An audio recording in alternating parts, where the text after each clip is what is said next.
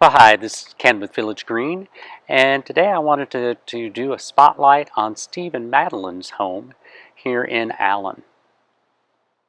So at Steve and Madelyne's place, they didn't want to start from scratch. They wanted us to kind of work into the pockets of their existing landscape because they were pleased with a lot of what they already had.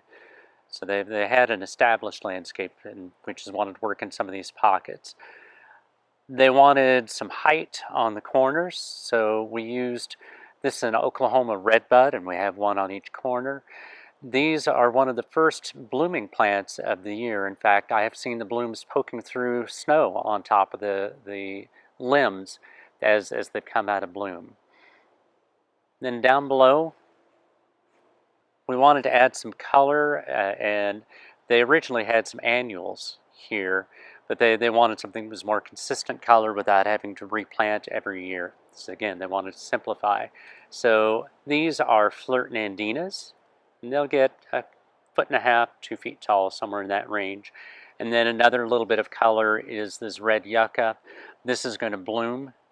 It'll have a plume that comes up out of the top of it in early summer.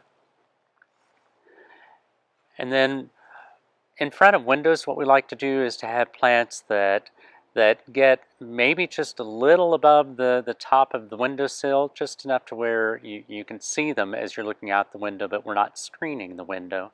So that's what these are called kaleidoscope abelias. We use these a lot, and we'll see that these are going to get a couple of feet tall and have nice blooms on them. In front of that is a plant we use a lot. This is called purple heuchera, also called coral bell. Gives a nice dash of color. On these we have giant liriope. These giant liriope we use a lot as a dwarf plant that gives a nice layer, but that's evergreen. So you'll see these in most of our landscapes. Then in front of that is perennial dianthus. And then what we like to do is to use, this is obsession nandina that we've used on either side of the entrance. We like to use those along the entrances because what we're trying to do is to get a plant that's going to be a little bit taller, 2, maybe 3 feet tall, that's just tall enough to frame the entry without being so tall it feels like we're having to squeeze past them. What we don't want to do is to create that twin soldiers look that so many of our neighbors will see they have.